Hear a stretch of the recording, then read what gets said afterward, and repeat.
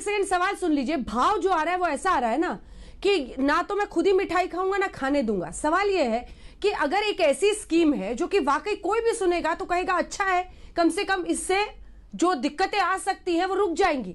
यही लड़ाई है ना, डायरेक्ट बेनिफिट ट्रांसफर आपकी सरकार क्यों कर रही है पैसों का, ताकि सीधा लोगों के खाते में जाए।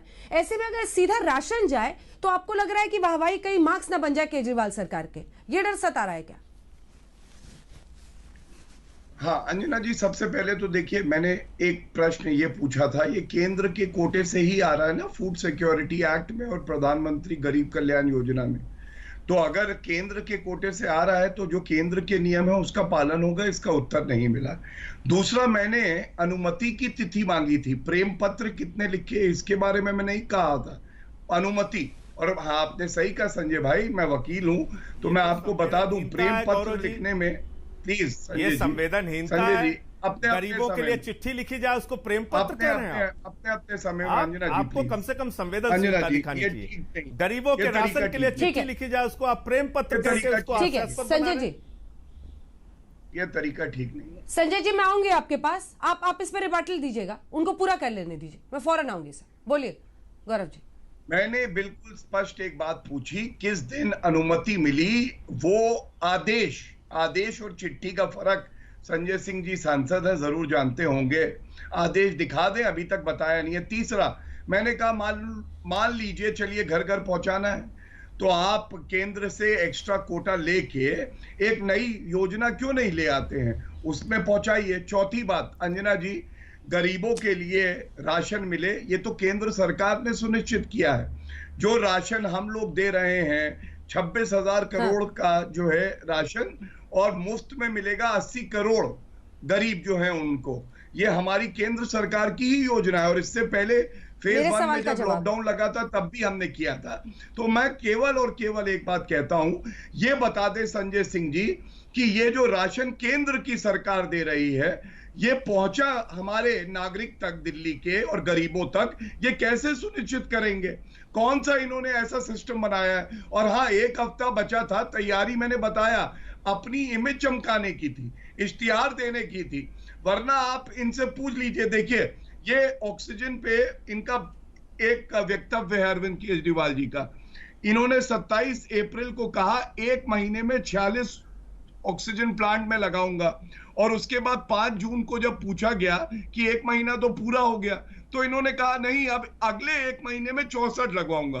तो ये तो मुंगेरी लाल के हसीन सपने हैं। मैं भविष्य की तैयारी करता हूं, भविष्य जब वर्तमान में परिवर्तित होता है तो मैं फिर भविष्य की तैयारी करता हूं। ये कौन सी बात हुई? लेकिन अल्टीमेटली तो हर सरकार को आपने मेरे सवाल का जवाब नहीं दिया गौरव जी।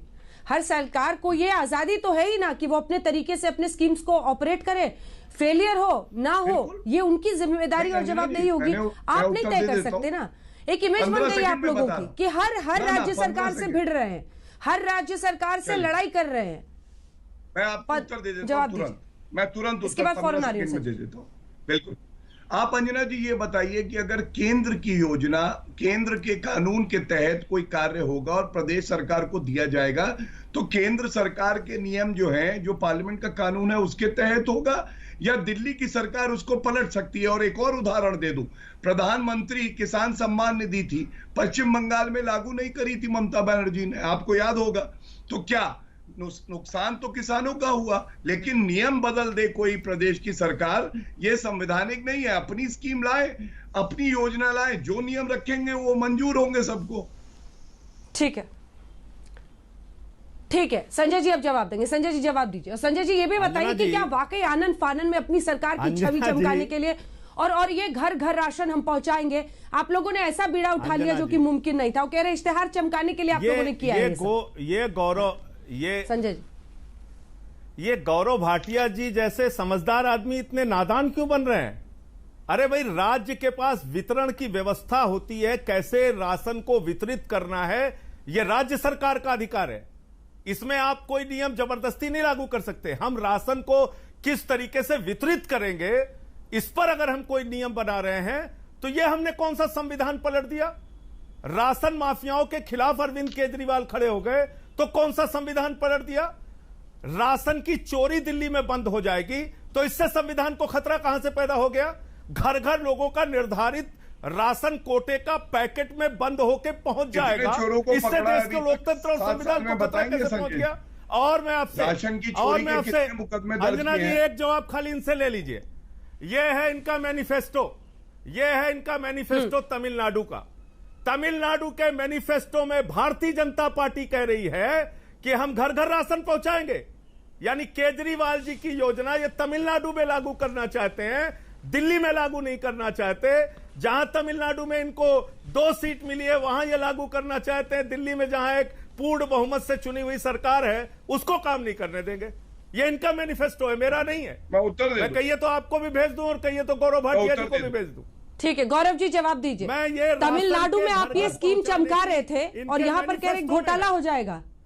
मैं बात दे दूं, देखिए ऐसा है, बड़े आम आदमी पार्टी करेगी तो घोटाला हो जाएगा।